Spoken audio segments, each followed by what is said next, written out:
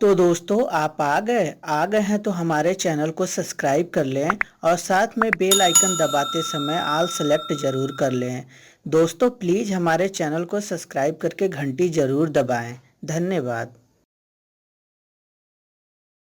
एक गांव में एक मंजू नाम की औरत रहती थी। ऐसे तो मंजू के पति का देहांत 2 दिन पहले ही हो गया था। अब मंजू बहुत ज़्यादा परेशान रहने लगी थी क्योंकि घर के राशन भी धीरे धीरे ख़त्म हो रहे थे। मंजू की एक छोटी सी बेटी भी थी जिसका नाम प्यार से रिया रखा था।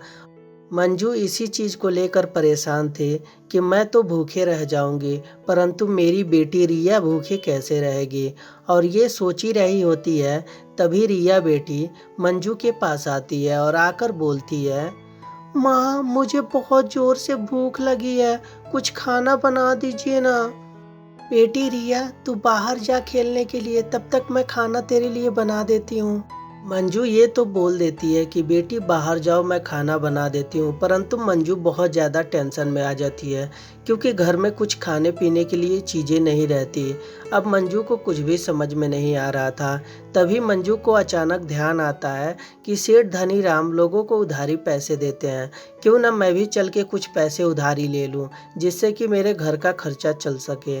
और ये सोचकर मंजू सेठ धनी राम के पास जाती है और जाकर बोलती है, सेठ जी आपको तो पता ही है कि हमारे पति का देहांत हो गया है और अब घर में कुछ भी खाने पीने को नहीं है। सेठ जी कुछ उधारी पैसे दे देंगे तो जिससे मैं और मेरी बेटी दोनों का पेट भर सकेगा।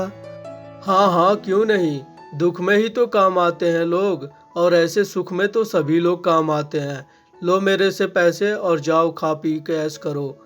और ये कहकर सेठ उसे पैसे दे देता है। धीरे धीरे समय गुजरता जाता है।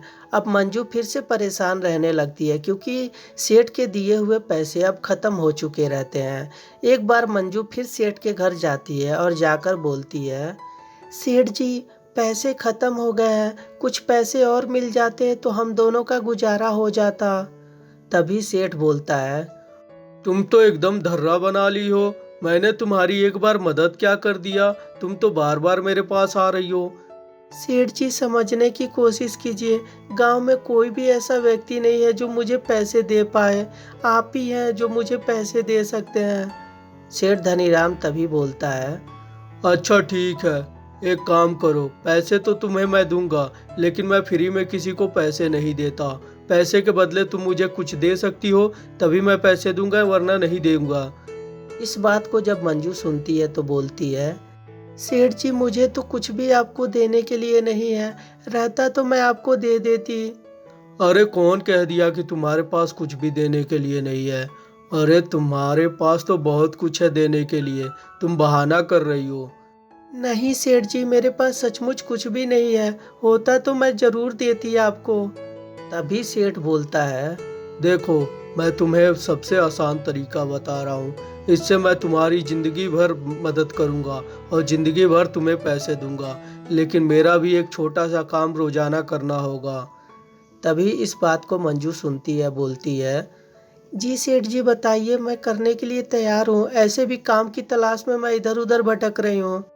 तब तो बहुत अच्छी बात है, ऐसे भी तुम्हें काम भी मिल जाएगा। देखो तुम्हें करना कुछ नहीं है, सिंपल सा तुम्हें मेरे पास रोजाना आना है और 1 घंटा बेडरूम में मेरे साथ समय बिताना है।